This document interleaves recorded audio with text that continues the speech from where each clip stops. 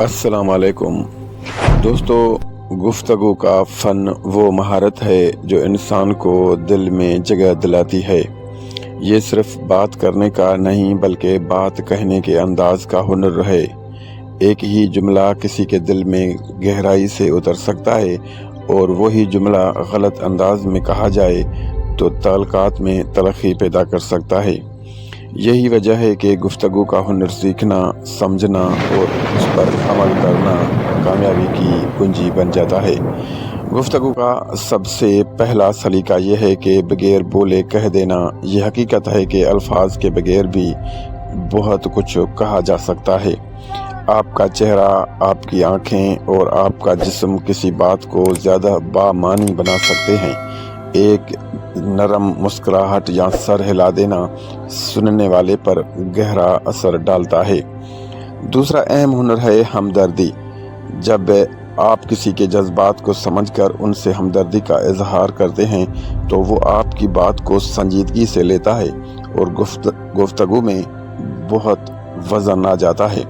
سب سے میٹھا لفظ اپنا نام لگتا ہے۔ جب آپ کسی کو اس کے نام سے پکارتے ہیں تو وہ خود کو خاص محسوس کرتا ہے اور اس کی توجہ آپ کی بات پر مرکوز بن جاتی ہے۔ آواز کا اتار چڑھاؤ اور لہجہ بھی بہت اہم کردار ادا کرتا ہے۔ ایک ہی جملہ مختلف انداز میں کہنے سے اس کے اثرات بدل جاتے ہیں، لہذا آواز کی آہنگ، ردھم، لچک، ٹھہراؤ اور لہجے پر قابو رکھنا ضروری ہے تاکہ گفتگو دلچسپ اور دلکش بن جائے۔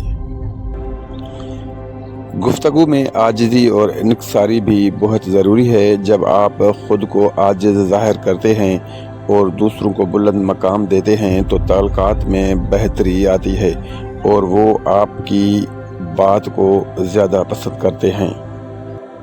اور آخری بات، جذباتی ذہانت۔ یہ وہ صلاحیت ہے جو آپ کو بتاتی ہے کہ کب خاموش رہنا ہے، کب بات کرنی ہے اور کب اپنی بات کو مضبوط سے مضبوط پیش کرنا ہے۔ دوستو، یہ سب اصول مل کر گفتگو کو مؤثر بناتے ہیں۔ گفتگو ایک فن ہے اور جو اسے سیکھ لیتا ہے وہ واقعی دلوں پر راج کرتا رہتا ہے۔ انہی چھوٹی سی باتوں پر ضرور دھیان رکھیے گا۔ اپنا اور اپنے پیاروں کا خیال بھی رکھیے گا۔